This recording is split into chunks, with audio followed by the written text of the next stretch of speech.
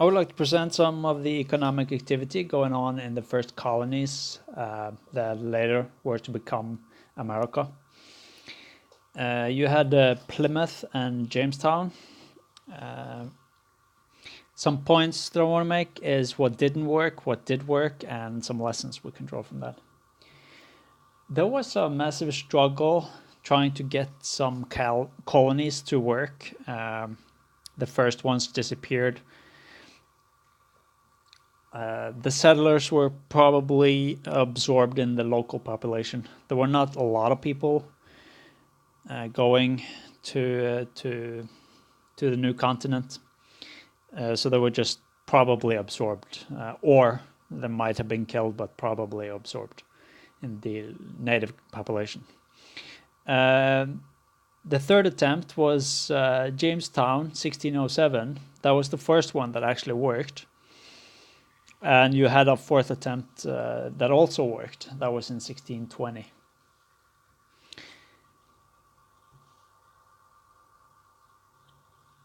Yep. So in Jamestown, there was a group of businessmen who set up the Virginia Company. They wanted to get rich quick. So they tried to dig for gold. They were hoping for a lot of gold in America. There was little trade. They were hoping to buy food from the local population, but that did not work out well. There was basically tribal groups that were attacking the settlers, and the settlers were attacking them. So there was a lot of problems. In Jamestown, they had a starving time. They turned to cannibalism in order to try to live. They did not bring proper equipment for growing foods and stuff like that.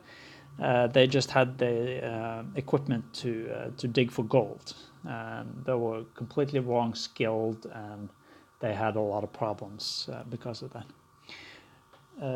Going fast through history, 7 years later, you had John Rolfe. He had some seeds. So seeds for tobacco, and that became a smash hit. He got those seeds somehow.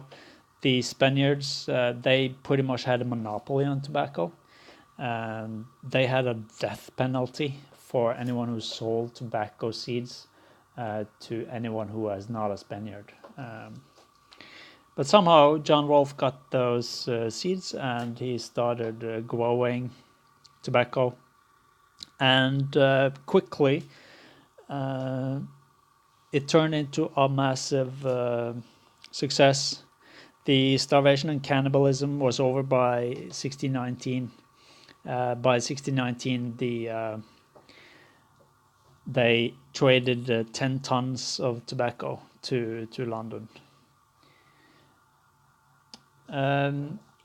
In Plymouth, they were much better prepared. So the story of the Plymouth settlement was that you had a Puritan group, or religious group in England. Those people were persecuted by the English crown pretty much, and they went to Amsterdam, and they were printing leaflets advocating their faith and stuff like that. And they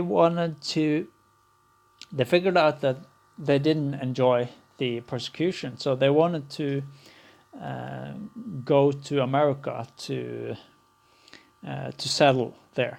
So they were much better prepared than in Jamestown, because the Jamestown people, they just wanted to get rich quick, and they didn't have intention to live there. They just wanted to stay there for a short while. But in Plymouth, they were hoping to build their lives for themselves. So they took their wives and children and cattle and stuff like that. So they were much better prepared for what awaited them. They after a while, they were doing fish trade with plantations in the south and also with South Europe. So the fish, they produced a lot of fish, and that was a big success to them. In the West Indies, or in the south, what today is Bermuda, there were plantations there, sugar plantations. They used slaves, and they had fertile soil. That was also a successful economic activity. In New England a bit later, they were building ships as well. That was a successful business. They needed the ships for transport of the commerce of the products between the different settlements, and also to London, in trade with London and the rest of Europe. So Boston alone had 15 shipyards. In Carolina, they produced rice. That was also a success. They also traded guns with the local population. The local population, they were fighting each other. They were quite tribal. And they also got problems with the sicknesses that the Europeans brought.